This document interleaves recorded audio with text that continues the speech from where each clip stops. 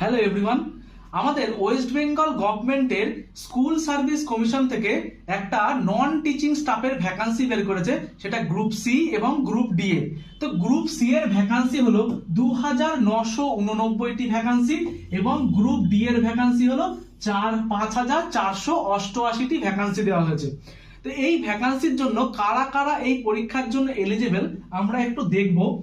এখানে দেখো, আমরা দেখতে পাচ্ছি যে ক্লার্কের জন্য শুধুমাত্র যারা মাধ্যমিক পাশ করেছে বা মাধ্যমিক ইকুইভ্যালেন্ট কোনো পরীক্ষায় পাশ করে রয়েছে সেইগুলোর জন্য তারাই কিন্তু এলিজিবল এই পরীক্ষাটা দেওয়ার জন্য, এবং বয়স হতে হবে 18 থেকে 40-এর মধ্যে।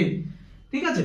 তো আর এই গ্রুপ ডি এর জন্য শুধুমাত্র যে কোনো স্কুল বা যে কোনো রেকগনাইজড বোর্ড থেকে যদি আমরা 8 পাস করে থাকি তাহলে কিন্তু আমরা পারবো, এবং বয়স সেই 18 থেকে 40-এর মধ্যেই হতে হবে, তাহলে কিন্তু আমরা এলিজিবল এই পরীক্ষাটা দেওয়ার জন্য।